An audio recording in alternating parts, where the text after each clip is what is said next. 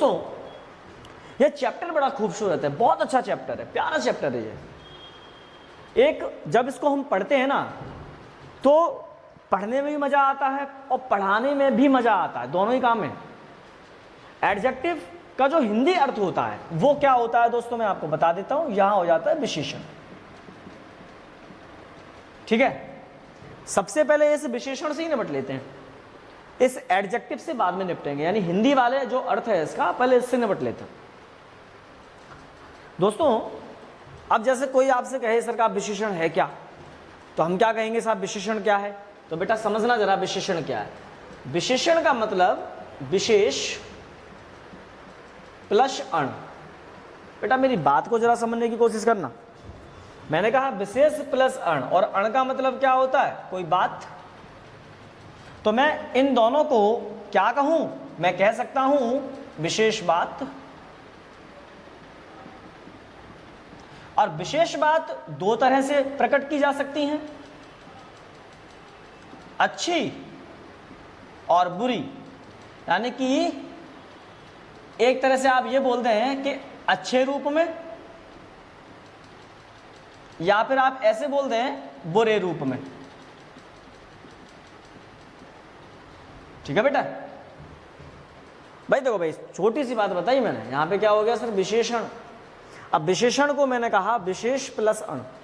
विशेष plus अण का मतलब अण माने क्या हो गया बेटा, बात। और इसको मैंने अलग निकाला तो क्या हो गया, विशेष बात। विशेष बात दो तरह से हो सकती है, या तो अच्छे रूप में या फिर बुरे रूप में। कैसे हो सकती है बेटा सुनना। मैंने कहा रामू रामू होशियार है।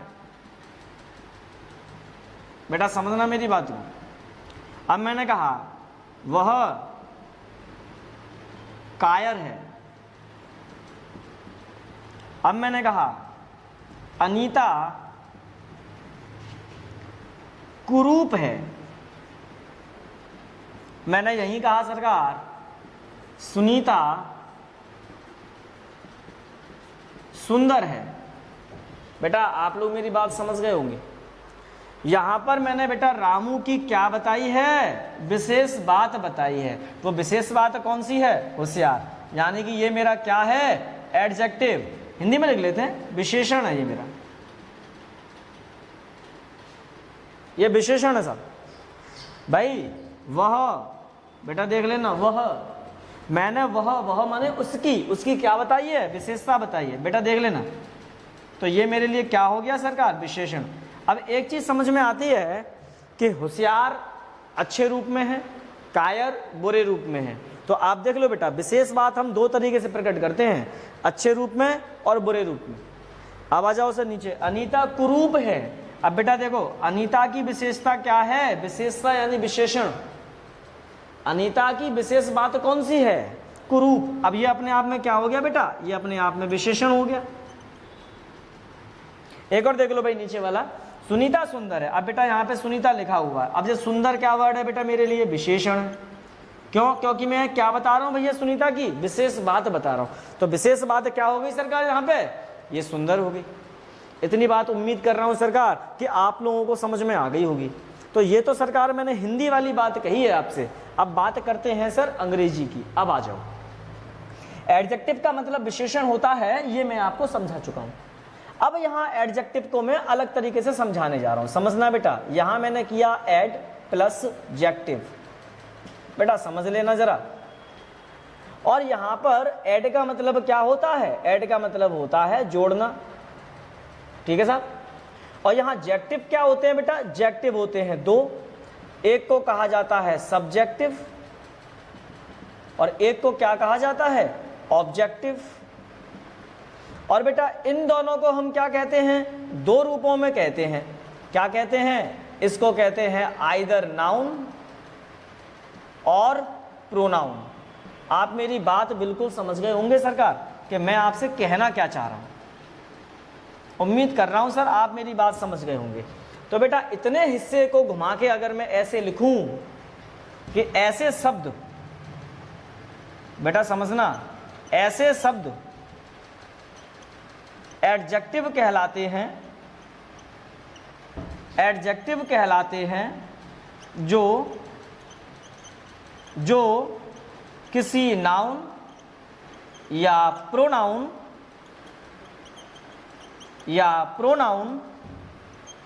के साथ जुड़कर आए।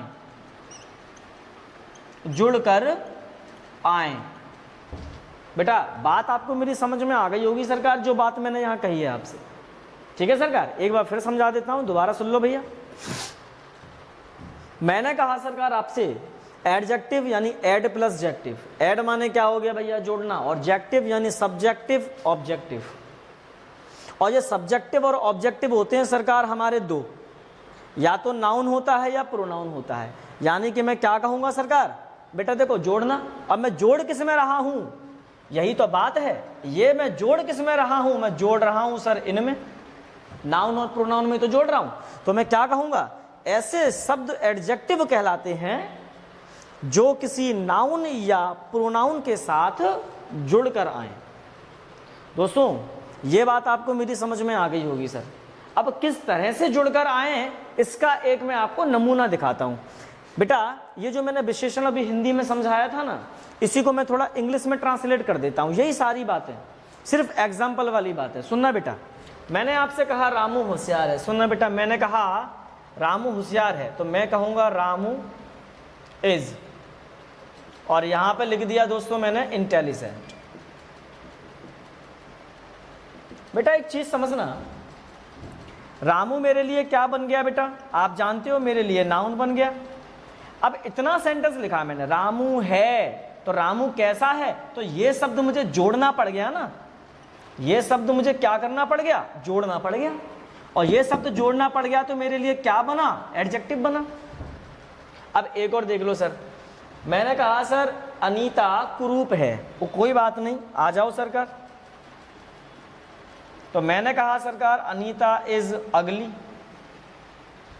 अब एक चीज को समझना बेटा, अनीता यहां पे मेरे लिए क्या है बेटा, एक नाउन का काम कर रही है। इतना हिस्सा लिखो, अनीता इज, अनीता है। अब अनीता कैसी है, तो ये वाला शब्द मुझे जोड़ना पड़ा, अगली। इसको क्या कहेंगे बेटा, ये मेरे लिए एडजेक्टिव बनेगा। अच्छा एक और सेंटेंस देख लो जरा अच्छे तरीके से, सुनीता सुंदर है, या ऐसे लिख लेते हैं वह सुंदर है। आ जाओ भाई, तो मैं कहूंगा सी इज ब्यूटीफुल। बेटा समझना जरा बात को, मैंने कहा सरकार सी इज ब्यूटीफुल। अब बेटा आप बहुत समझदार बच्चे हैं, भविष्य में ऑफिसर बनेंगे सरकार। सी मेरे लिए क्या बना बेटा, प्रोनाउन बन गया। और इतना जो हिस्सा में अगर मैं अलग हटा देता हूं, तो बेटा देखो मैंने ये शब्द जोड़ा ब्यूटीफुल, ये मेरे लिए क्या बन गया सरकार, ये मेरे लिए एक एडजेक्टिव का काम करेगा। तो दोस्तों आप समझ गए होंगे कि मैंने जो आपको डेफिनेशन यहाँ पे दी है, उस डेफिनेशन का मतलब वास्तव में होता क्या है। तो उम्मीद है आप इसको समझ गए, तो आप इसे नोट भी कर लीजिए। मैं 1 मिनट का समय दे रहा हूं आपको, चेक होता है।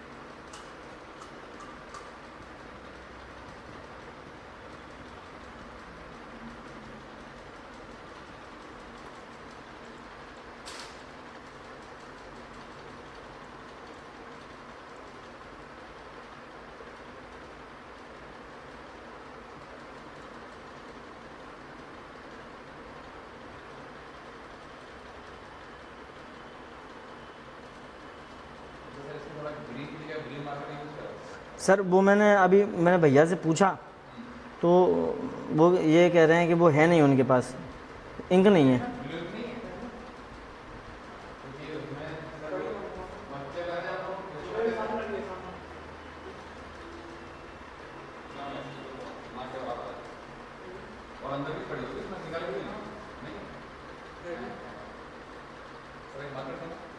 जी सर, जी sir, sir, sir.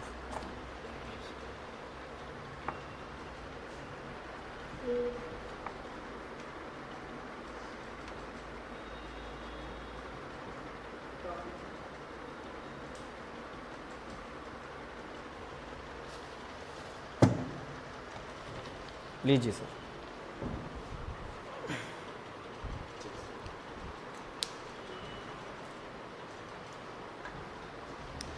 Ajay Singh है ना? हाँ sir, Ajay Singh sir, AJAY SING sir.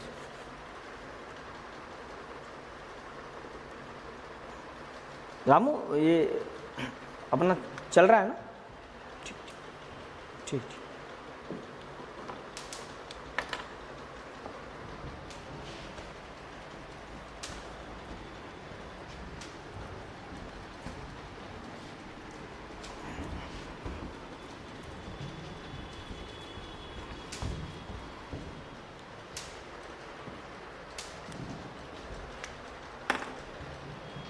आइए दोस्तों शुरू करते हैं। तो एडजेक्टिव वाली जो बात है आपको समझ में आ गई होगी, इसकी मैं आपको डेफिनेशन दे चुका हूं। अब एक अच्छी सी बात मैं आपको एडजेक्टिव के साथ में आपको बताना चाहता हूं, जरा समझने की कोशिश करेंगे। बेटा किसी भी सेंटेंस के अंदर एडजेक्टिव की जो पहचान होती है वो किस तरह से होती है, जरा बेटा समझना। किसी भी नाउन से पहले, बेटा समझना मेरी बात को, किसी भी नाउन के पहले या किसी भी नाउन से पहले आने वाला शब्द एक एडजेक्टिव होता है।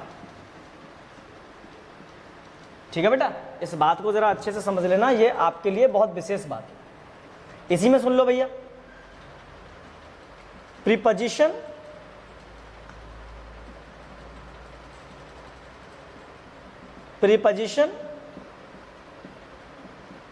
कंजंक्शन और वर्ब को छोड़कर। ठीक है बेटा, अब इसी से रिलेटेड एक और बात सुन लो। आर्टिकल्स ए एन द भी एडजेक्टिव का भाग होते हैं। बेटा यहां पर इस बात को समझ लेना कि किसी भी सेंटेंस के अंदर यदि हमें एडजेक्टिव की पहचान करनी है तो वो एडजेक्टिव की पहचान हम इसी माध्यम से करते हैं। वो माध्यम क्या है हमारा, कि किसी भी नाउन के पहले आने वाला शब्द, किसी भी नाउन के पहले या किसी भी नाउन से पहले आने वाला शब्द एक एडजेक्टिव होता है, प्रीपोजिशन, कंजंक्शन और वर्ब को छोड़कर। यानी कि प्रीपोजिशन, कंजंक्शन और अगर वर्ब ये तीनों आते हैं किसी नाउन के पहले तो ये तीनों एडजेक्टिव नहीं होते हैं। लेकिन आर्टिकल्स आ जाए, एन द आ जाए तो ये एडजेक्टिव का भाग होते हैं। आइए दोस्तों कुछ एग्जाम्पल देख लेते हैं। दोस्तों मैंने आपसे कहा आई एम अ बॉय, जरा समझना बेटा। इसी में मैंने आपसे कहा दिस कार इज कॉस्टली। अब एक और बात जरा समझेंगे sir, she is an intelligent girl. एक और देखो भाई, मैंने कहा बेटा आपसे every child is special for mother. एक और देखेंगे भाई, मैंने कहा सरकार he was sitting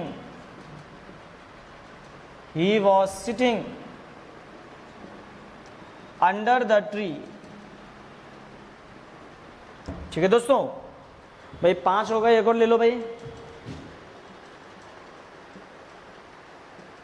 she has 5 brothers. एक और देखते हैं सरकार, ईच गर्ल इज नॉटी। एक और देख लो सरकार,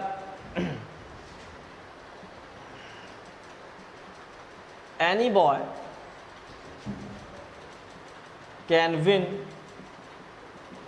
दिस रेस। और यहां आखिरी ले लो भाई, एक और ले लेते हैं अपन लोग। मैंने कहा सरकार nobody is here but Rahul is there. आइए सरकार, अब मैंने यहाँ पे आपके सामने 9 सेंटेंस लिखे हुए हैं और इन 9 के 9 सेंटेंस में सरकार हम ये जानने की कोशिश करेंगे कि आखिरकार हमारा एडजेक्टिव है कहाँ पे। तो दोस्तों चलिए शुरू करें। तो जैसे पहला सेंटेंस लिखा हुआ है दोस्तों, आई एम अ बॉय। आप जानते हैं बेटा कि ये जो बॉय है हमारा एक नाउन है और इसके पहले ये जो आर्टिकल यूज हो गया है ये हमारे लिए एडजेक्टिव का काम करेगा। केवल हमें सिर्फ पहचान करनी है और हमें कुछ करना ही नहीं है इसमें, सिर्फ और सिर्फ पहचान।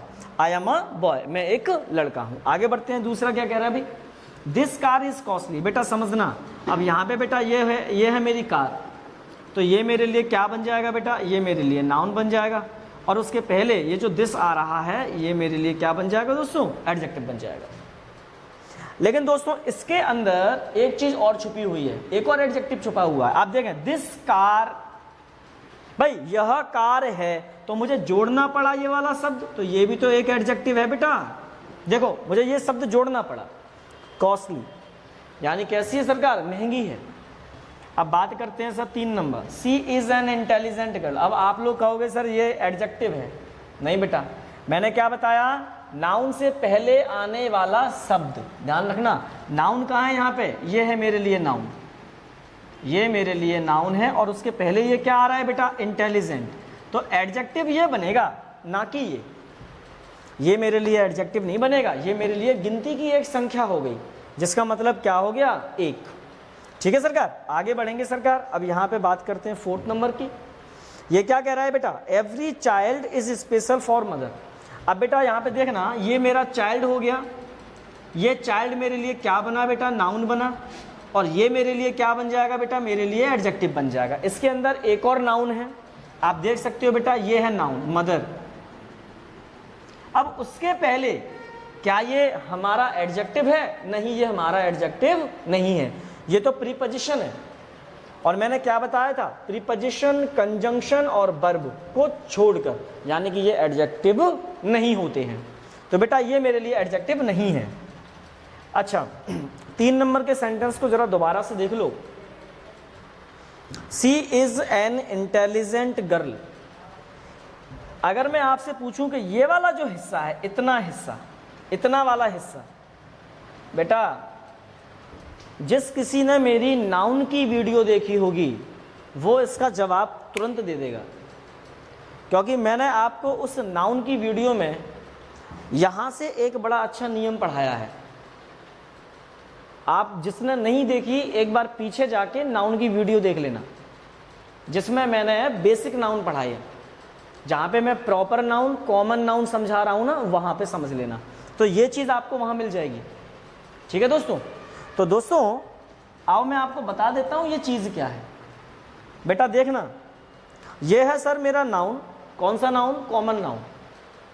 ये कॉमन नाउन है गर्ल, और कॉमन नाउन के पहले ये है क्वालिटी। और जब हम किसी नाउन की क्वालिटी लिखते हैं तो वो कहलाता है एट्रीब्यूटिव नाउन। याद आ गया, जिसे हम हिंदी में क्या कहते हैं, गुणवाचक संज्ञा। वहीं पर मैंने आपको ये बात बताई थी और समझाई थी कि जब एट्रीब्यूटिव नाउन आता है तो उन सभी के पहले आर्टिकल लगाया जाता है। देखो इसीलिए ये आर्टिकल यूज हुआ है। तो अगर कोई आपसे पूछे कि बेटा इतना हिस्सा क्या है, तो आप इतने हिस्से को क्या कह सकते हो, बेटा यहां लिख रहा हूं मैं आपके सामने, इतने हिस्से को कह सकते हो एट्रीब्यूटिव नाउन। जैसे हिंदी में क्या कहेंगे बेटा हम लोग, इसे हिंदी में कहा जाएगा गुणवाचक संज्ञा। ठीक है बेटा, यानी कि ऐसी संज्ञा जो क्या प्रकट कर रही है, जो गुण प्रकट कर रही है, जो किसी की क्वालिटी को बता रही है। आओ सर आगे की तरफ बढ़ते हैं हम लोग। अब 5वां नंबर देख लो भाई, ही वॉज सिटिंग, ठीक है कोई बात नहीं, ये तो वर्ब है, वह बैठा हुआ था। अंडर द ट्री, बेटा देखो ये रहा मेरा ट्री, ये तो मेरे लिए नाउन बन गया, और ये है मेरे लिए द, ये मेरे लिए एडजेक्टिव बन गया। अब बेटा ये प्रीपोजिशन है, ये मेरे लिए कुछ भी नहीं है। प्रीपोजिशन, कंजंक्शन और वर्ब को छोड़ना है, तो सरकार ये मेरे लिए कुछ नहीं है, एक ही एडजेक्टिव था यहाँ पे, आर्टिकल द। 6वें नंबर में आ जाओ बेटा, क्या कह रहा है, सी हैज़ 5 ब्रदर्स। बेटा सीधी सी बात है, ये ब्रदर्स मेरे लिए क्या बन जाएगा, ये मेरे लिए नाउन बन जाएगा, तो ये 5 मेरे लिए क्या बन जाएगा, एक एडजेक्टिव बन जाएगा। अब बेटा आप लोग सोच रहे होंगे ये तो गिनती की संख्या है, क्या गिनती की संख्या भी एडजेक्टिव होती है? होती है। इसके ऊपर तो पूरा एक टॉपिक है सरकार, जिसे हम आगे जाके पढ़ेंगे, और उसे हम कहीं ना कहीं जब प्रेजेंट करेंगे तो आपको सिर्फ एक ही संख्या पढ़ने को नहीं मिलेगी, उसके साथ में आपको 4 संख्याएं और पढ़ने को मिलेंगी। आगे बढ़ते हैं सरकार, 7 नंबर क्या कहता है।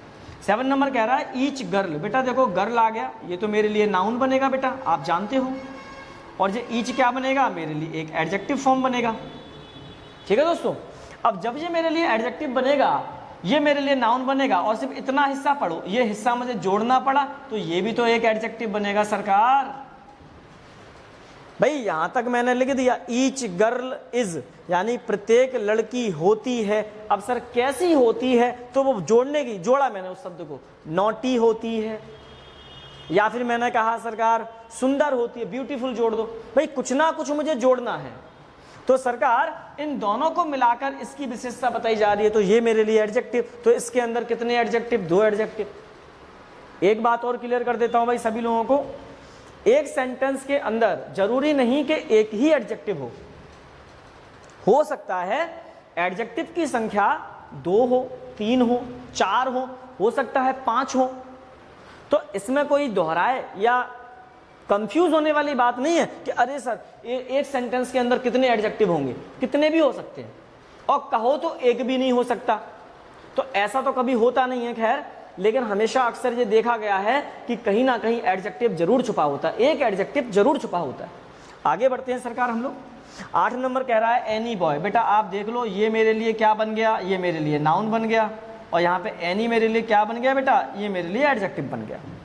इसमें एक और एडजेक्टिव छुपा हुआ है, देखो बेटा रेस। रेस मेरे लिए क्या है, ये मेरे लिए नाउन है, और उसके पहले ये दिस क्या हो गया, मेरे लिए एक एडजेक्टिव हो गया। ये बात समझ में आ गई होगी सरकार। इस सेंटेंस के अंदर 2 एडजेक्टिव छुपे हैं, देख लो, एक तो एनी छुपा है और दूसरा दिस छुपा है। अब बात करते हैं सर 9वें नंबर की। Nobody is here but Rahul is there. अब बेटा आप सोच रहे होंगे कि राहुल तो एक नाउन होता है, जी सरकार नाउन होता है, लेकिन उसके पहले ये बट यूज हुआ है, तो ये मेरे लिए एडजेक्टिव का काम नहीं करेगा। क्यों नहीं करेगा, क्योंकि ये जो बट है हमारे लिए एक कंजंक्शन है, और कंजंक्शन कभी भी एडजेक्टिव नहीं होता है। तो बेटा समझ लेना, यहाँ पे राहुल जरूर लिखा हुआ है, लेकिन ये हमारे लिए नाउन है, लेकिन ये हमारे लिए एडजेक्टिव नहीं है, क्योंकि ये कंजंक्शन है। अच्छा सरकार, तो और कहीं पर दिया हुआ है क्या एडजेक्टिव, और कहीं पे है क्या सरकार, तो हम कहेंगे सरकार हाँ साहब हो तो सकता है, ये बडी के साथ में नो, ये एडजेक्टिव कहा जा सकता है, लेकिन बेटा सुन लेना, नो बडी अपने आप में एक वर्ड है, इसलिए इसको एडजेक्टिव ना कहें तो ज्यादा बेटर है। नो बडी अपने आप में एक वर्ड है, ठीक है, अपने आप में एक शब्द है। चलिए सरकार, दोस्तों इतनी जो कहानी है मैंने आपको जो समझाई है, इन सब में एक छोटी सी विशेष बात मैं आपको बता देता हूं, उसके बाद मैं आपको समय दे दूंगा, और वो बात बताने के लिए जरा मैं ये दूसरा पेन ले लेता हूं सरकार, जरा समझना बेटा। ये 7वां और 8वां हिस्सा, ये वाला हिस्सा, ये दोनों हिस्से बताना चाहूंगा, थोड़ा सा समझना इस चीज को। अभी ज्यादा टाइम नहीं हुआ, इससे प्रीवियस क्लास में हम लोग प्रोनाउन को पढ़ चुके हैं, और प्रोनाउन के अंदर जिस चीज को हमने पढ़ा था आपको याद कराता हूं। हालांकि पढ़ी तो हमने बहुत सारी चीजें हैं, लेकिन एक चीज पढ़ी है हमने प्रोनाउन के अंदर, जिसका नाम है बेटा डिस्ट्रीब्यूटिव प्रोनाउन। बेटा ये वाली चीज हमने पढ़ी है, ये वाली चीज देखो डिस्ट्रीब्यूटिव, और आप अच्छे तरीके से जानते हैं कि ये जो डिस्ट्रीब्यूटिव होता है इसमें कौन कौन आता है, ईच आता है, एवरी आएगा, एनी आएगा, अच्छा एनी वन आएगा, आइदर आएगा, अच्छा इसी में सरकार नाइदर आएगा, अच्छा और कौन आएगा सरकार, इसी में आपका नन आ जाएगा। यानी कि इस टाइप के वर्ड आ जाते हैं। देखो बेटा ये वर्ड नजर आया आपको, ईच नजर आ रहा है कि नहीं आ रहा है? आ रहा है जी ईच। अब देखो बेटा यहाँ पे एनी नजर आ रहा है तुमको। अब ये दोनों वर्ड क्या हैं? ये दोनों के दोनों वर्ड हमारे कौन से हैं सर? डिस्ट्रीब्यूटिव हैं। ये डिस्ट्रीब्यूटिव हैं, ईच और एनी। तो क्या ये प्रोनाउन है? नहीं, ये प्रोनाउन नहीं है बेटा। डिस्ट्रीब्यूटिव प्रोनाउन कब बनते हैं? जब इन सब के बाद हम ऑफ लगाते हैं। लेकिन यहां तो ऑफ नहीं लगा, और जब ये ऑफ नहीं लगा तो अब इनको क्या कहा जाएगा? तो बेटा मैं बता देता हूं इन दोनों को क्या कहा जाएगा। यहां पे बेटा समझ लेना इतने हिस्से को आप, ये दोनों हिस्सा मैं बता रहा हूं आपको, एक ही चीज है दोनों हिस्सा। इनको कहा जाता है बेटा, यहां लिख रहा हूं,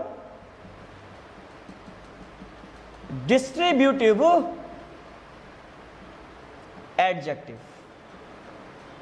बेटा समझ लेना, ये पार्ट आपके लिए बेहद इंपॉर्टेंट है। यहां पर डिस्ट्रीब्यूटिव प्रोनाउन कब बनता है? जब इन सब शब्दों के बाद ऑफ लगता है। लेकिन अगर इन सभी शब्दों के बाद में अगर कोई नाउन लिखोगे तुम, तो वो क्या बन जाएगा?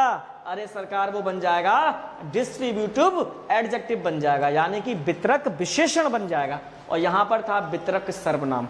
बेटा ये टॉपिक है हमारा डिस्ट्रीब्यूटिव एडजेक्टिव का, तो ये चलेगा हमारा टॉपिक। ये तो बेसिक बात थी जो मैंने आपको बताई थी, एक बार याद कराने के लिए। तो आप सब लोग इसे लिख लीजिए, टेक योर टाइम।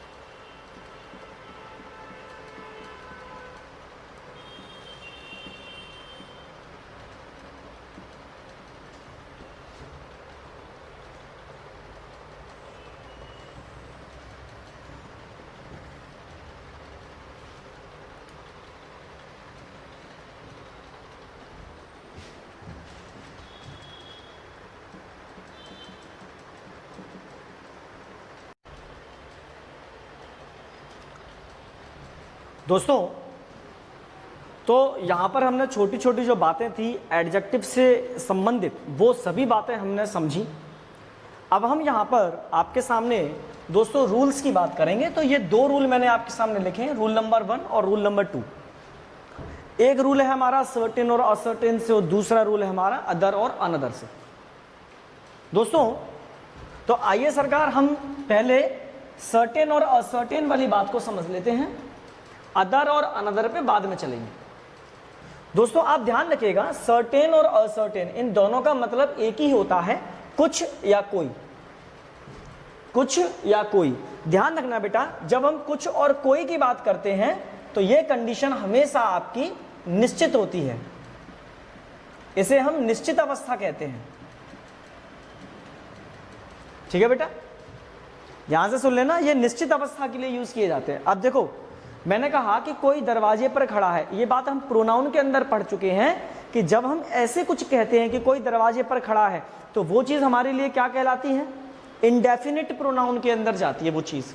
याद होगा आपको, भाई किसी ने मेरा पर्स चोरी कर लिया है, तो ये वाली चीज किस में जाती है, हमारी इंडेफिनिट प्रोनाउन में जाती है। ये हम प्रोनाउन के अंदर पढ़ चुके हैं। लेकिन जब हम यहाँ पे कुछ या कोई कहते हैं तो इसका मतलब वो अवस्था निश्चित है, हमें पता है कि जो भी बंदा है वो निश्चित है। किस प्रकार से निश्चित है उसकी चर्चा अपन एग्जाम्पल के थ्रू समझ लेंगे। अब दोस्तों आप देखिए, सर्टेन के बाद में प्लूरल नाउन यूज होगा, प्लूरल हेल्पिंग वर्ब यूज होगी, और सर्टेन के बाद में सिंगुलर नाउन यूज होगा और सिंगुलर हेल्पिंग वर्ब या वर्ब यूज होगी। अब एग्जाम्पल देख लेते हैं दोस्तों इसका एक, जैसे मैंने कहा कि भाई she met a certain boy yesterday, लिखा हुआ है she met a certain boy yesterday. बेटा आप देख लो, यहाँ पे ए बिल्कुल ठीक है, यहाँ पे सर्टेन बिल्कुल ठीक है, और बॉय ये भी सिंगुलर है, बिल्कुल ठीक है। यानी हमें हेल्पिंग वर्ब की कोई आवश्यकता थी नहीं, तो लगाने की कोई जरूरत भी नहीं है। अगर जरूरत पड़ती है इनकी तब हम यूज करेंगे। वैसे यहाँ पे हमारा नियम क्या कहता है, सर्टेन के बाद प्लूरल नाउन और सर्टेन के बाद सिंगुलर नाउन। तो बेटा देखो, असर्टेन के बाद सिंगुलर नाउन यूज हुआ है, बिल्कुल सही बात है। यानी कि वह मिली किसी लड़के से कल। भाई देखो भाई, सीधी सी बात ये है कि असर्टेन बॉय लिखने का मतलब ये है कि वो लड़का निश्चित वो लड़का ही है कोई जानवर नहीं है वो। यहां पर इस चीज को समझने की कोशिश करना भाई, यानी कि वो फिक्स अवस्था है, वो निश्चित अवस्था है। आइए दोस्तों आगे बढ़ते हैं जरा। मैंने कहा कि certain boy are playing in the playground.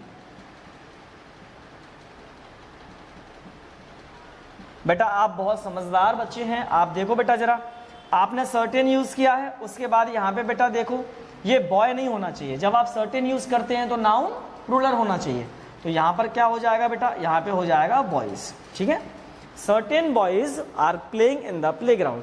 कुछ लड़के खेल के मैदान में खेल रहे हैं। अब देखो बेटा, कुछ लड़के, इसका मतलब वो लड़के ही हैं, उनमें कोई भी मेल नहीं है, कोई भी बुजुर्ग नहीं है, मतलब कोई भी फीमेल नहीं है, कोई भी बुजुर्ग नहीं है, कोई महिला नहीं है, सिर्फ लड़के हैं। तो ये निश्चित अवस्था को प्रकट करते हैं। एक और देख लेते हैं भाई सरल सा नहीं है, मैं बस अगर एग्जामिनर फंसाने की कोशिश करता है तो प्लूरल नाउन और सिंगुलर नाउन या प्लूरल हेल्पिंग वर्ब या सिंगुलर हेल्पिंग वर्ब, बस यही फंसाने की कोशिश करता है और कहीं किसी प्रकार का कोई चेंज नहीं देता है। एक और देख लो भाई,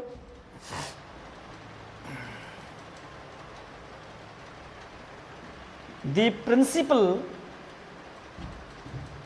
principal wanted to meet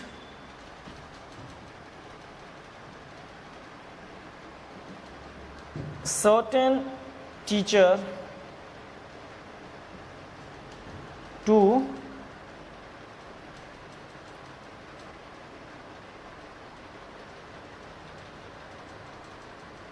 इतना ही लिख लो यार। अब एक चीज समझना दोस्तों, the principal wanted to meet certain teacher. अब यहाँ पे आप इस चीज का थोड़ा अंदाजा लगाओ, मैं यहाँ पर किस तरीके से चेंज कर सकता हूँ, कैसे इसको मैं सही कर सकता हूँ। भाई दो चीजें मेरे पास लिखी हुई है, एक लिखा सर्टेन टीचर, तो या तो मैं इस हिस्से को लिख दूं असर्टेन टीचर, या तो मैं ऐसे लिख दूं भाई। तो देखो मेरी बात सही हो गई।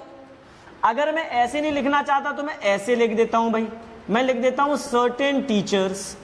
तो बेटा यहां दोनों बातें मेरी सही हो जाती हैं।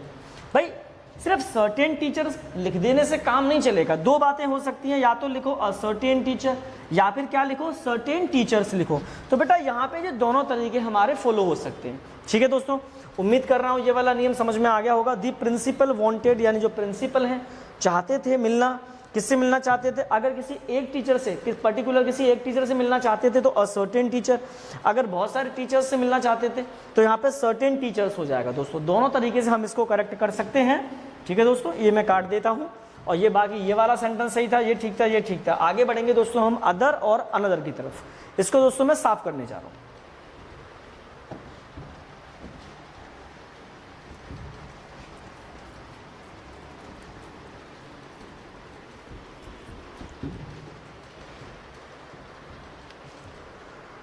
दोस्तों ये जो नियम है हमारा अदर और अनदर का, ये कहता है दूसरा या कोई और अनदर कहता है एक और एक अतिरिक्त। जैसे मान लीजिए आप बाजार गए, किसी बाजार में जाके आपने कहा दुकानदार से कि भैया एक बढ़िया सा कोई पेंट दिखाना। दुकानदार ने पेंट दिखाया तो आपने कहा अरे यार अच्छा नहीं लग रहा, भैया कोई दूसरा वाला दिखाना। बेटा मेरी बात समझना, आपने कहा कोई दूसरा वाला दिखाना, तो बेटा दूसरा यानी कि रिप्लेस करने की बात कर रहे हो। तो अदर हमेशा क्या करता है? अदर हमेशा रिप्लेस करने की बात करता है। रिप्लेस, दूसरा दिखाना। अच्छा मान लीजिए आपको वो पसंद आ गया, तो आपने बोला अरे यार ये तो अच्छा लग रहा है, यानी कि कलर वगैरह अगर आप मुझे लगा कि नहीं साहब कलर दूसरा भी मिल जाए, कलर एक ही तो अच्छा नहीं लग रहा, दूसरा कलर भी मिल जाए तो अच्छा रहेगा। तो आपने बोला भैया कोई और है क्या? देखना बेटा, कोई और यानी कि एक और है क्या? हाँ ये तो पसंद है, एक और है क्या? यानी एक अतिरिक्त की डिमांड कर रहे हैं। तो आप यहाँ पे क्या कर रहे हैं सरकार? इसमें हमेशा आप एडिंग कर रहे हैं, यानी जोड़ने की कोशिश कर रहे हैं। इसमें आप डिमांड कर रहे हैं, एक तरीके से डिमांड भी लिखोगे तब भी कोई दिक्कत नहीं है। इसमें डिमांड कर रहे हैं हमेशा एडिशन के फॉर्म में। आप मांग रहे हैं किसी चीज को, भाई वो चीज आपने रख ली, आप कह रहे हैं एक और माने और कोई है क्या? मतलब इसके अलावा। तो इसके अलावा आप उस चीज को क्या करने की कोशिश कर रहे हैं सर? उसी जैसी किसी चीज को पसंद करने की या मंगाने की कोशिश कर रहे हैं। तो ये अदर और अनदर के सेंस हैं। यहां पे बेटा अदर यूज करोगे तो singular countable noun, plural countable noun दोनों यूज होते हैं अदर के साथ में, लेकिन अनदर के साथ में सिर्फ सिंगुलर काउंटेबल नाउन यूज होता है। हेल्पिंग वर्ब, जब हम दोनों प्रकार के सिंगुलर काउंटेबल नाउन और प्लूरल काउंटेबल नाउन यूज कर सकते हैं तो हेल्पिंग वर्ब भी सिंगुलर प्लूरल यूज होगी। अनदर के साथ में सिर्फ सिंगुलर काउंटेबल नाउन है, इसलिए सिर्फ सिंगुलर हेल्पिंग वर्ब या वर्ब यूज होगी। अच्छा अनदर के पहले आर्टिकल्स यूज नहीं करते, कारण सुन लो बेटा क्यों नहीं करते? क्योंकि हम यहाँ पे बेटा एन प्लस अदर इन दोनों से मिलकर बना देते हैं अनदर। ऑलरेडी इसमें आर्टिकल है, क्या आवश्यकता है डबल आर्टिकल की। अच्छा अनदर के बाद में अगर बेटा कोई नंबर आ जाता है, ये नंबर का मतलब समझ लेना, जैसे कि मान लो भाई नंबर होते हैं हमारे 1 2 3 4, अगर ये आ जाते हैं तो फिर हेल्पिंग वर्ब या वर्ब बदल जाएगी, फिर प्लूरल लगेगी। ठीक है बेटा। अच्छा इसमें कुछ जरूरी नोट हैं। अब वो जरूरी नोट क्या है सरकार? बस यही हमको समझना है और कोई दूसरी बात हमें नहीं समझनी है। सुनना बेटा, एक नोट ये है बस केवल कि अदर और अनदर, बेटा समझना मेरी बात को, अदर और अनदर का प्रयोग अफर्मेटिव सेंटेंस में करेंगे। किस में करेंगे बेटा? अफर्मेटिव सेंटेंस में करेंगे। जबकि बेटा सुनना, जबकि नेगेटिव सेंटेंस होने पर,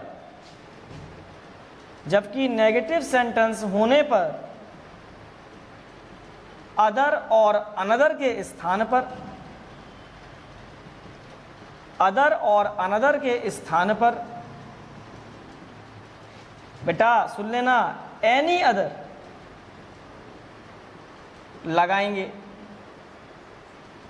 ठीक है बेटा। तो ये हमारे लिए एक बड़ी इंपॉर्टेंट बात थी। हम किसका प्रयोग करेंगे सरकार? एनी अदर का प्रयोग करेंगे। अब सुन लो सर, एनी अदर तो लगाओगे, लेकिन एनी अदर के बाद हमेशा सिंगुलर काउंटेबल नाउन लिखा जाएगा, ये भी सुन लेना बेटा, हमेशा सिंगुलर काउंटेबल नाउन लिखा जाएगा। आओ सर एग्जाम्पल की तरफ चलते हैं, वहीं पे खाएंगे जामफल। पहला एग्जाम्पल सुन लो साहब। My sister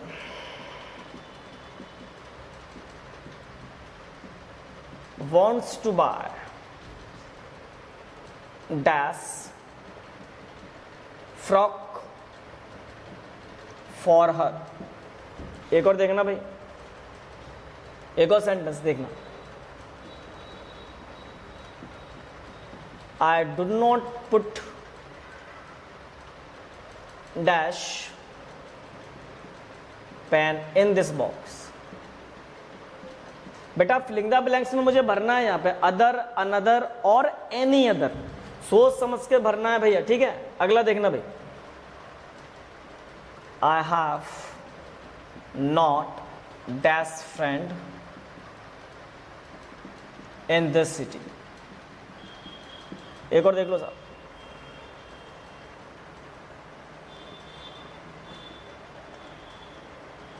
we shall take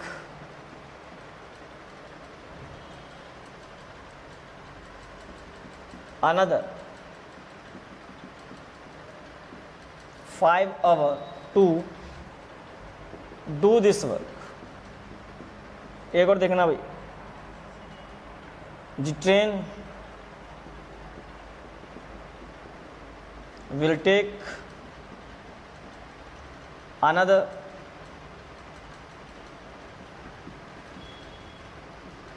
2 hours to reach the station।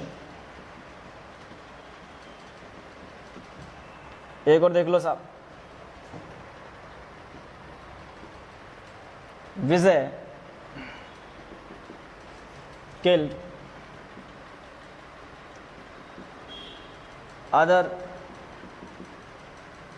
animal in the forest।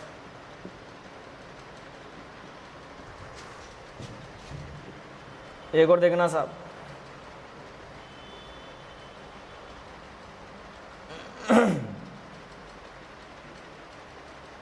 he was selling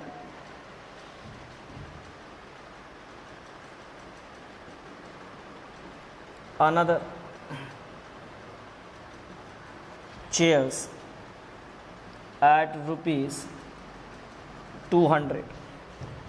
आ जाओ साहब, बात कर लेते हैं सर, ये छोटे छोटे कुछ एग्जाम्पल्स हैं तो जल्दी से क्लियर भी हो जाएंगे और ज़्यादा समय भी नहीं लगेगा अपन को, है ना।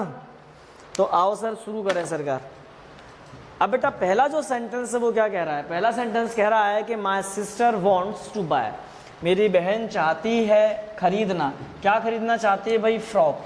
अब बेटा सुनना ज़रा, एक और फ्रॉक खरीदना चाहती है, एक और फ्रॉक यानी एक और फ्रॉक खरीदना चाहती है अतिरिक्त, अनदर, या दूसरी फ्रॉक खरीदना चाहती है। तो क्या यूज़ करोगे बेटा, आप इस चीज़ को समझना कि जब यहाँ पे आप फ्रॉक यूज़ कर रहे हैं, सेंटेंस मेरा कैसा दिया हुआ है भाई, मेरा सेंटेंस यहाँ पे दिया हुआ है अफर्मेटिव।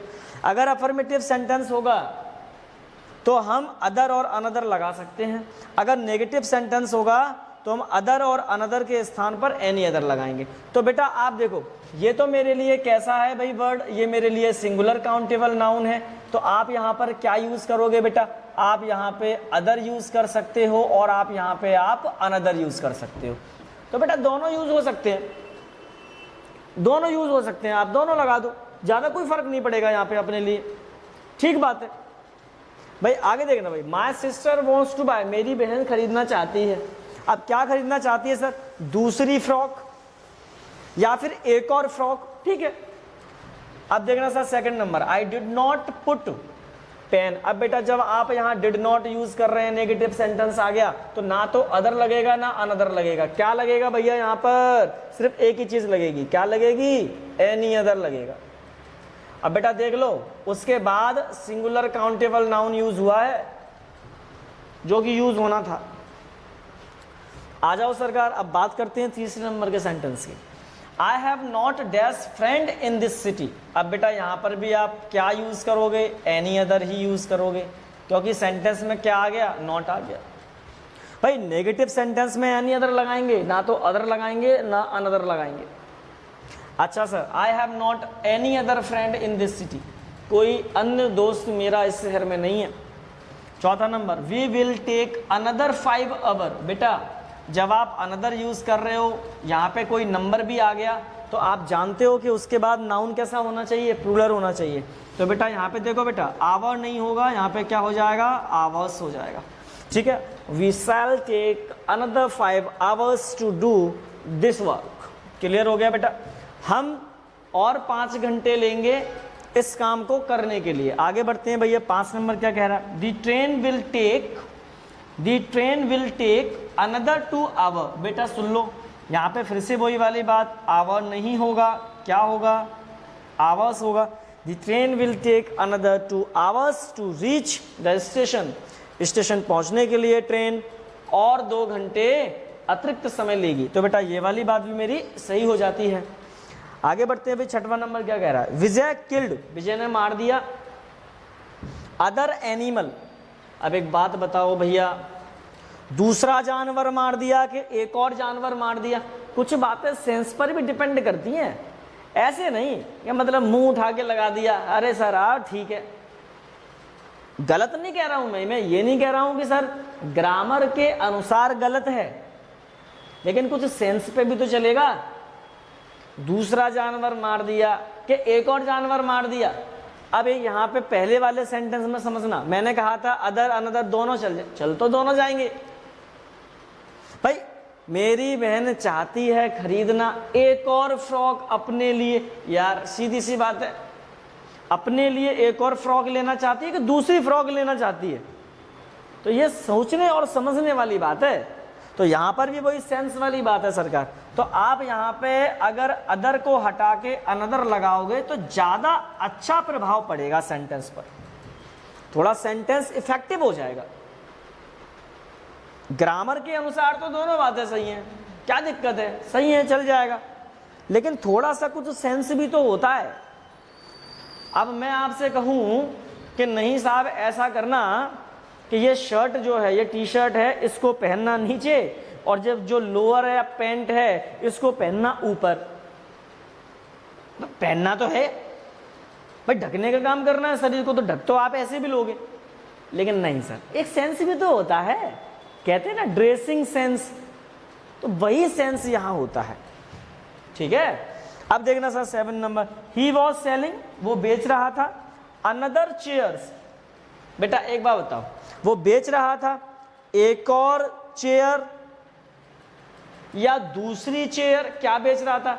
तो सर यहाँ पे तो हमें कोई कंफ्यूजन है ही नहीं सोचने समझने का, क्योंकि मैटर क्या है, आने वाला जो सेंटेंस है ना इसमें, ये देखो चेयर्स पहले ही लिख दिया, अनदर के साथ तो हम सिंगुलर काउंटेबल नाउन लगाते हैं, ठीक है, और यहाँ पे अदर लगा दो तो ज़्यादा बेटर है, क्योंकि हम अदर के साथ में दोनों प्रकार के नाउन लगाते हैं, सिंगुलर भी लगाते हैं, प्लूरल भी लगाते हैं।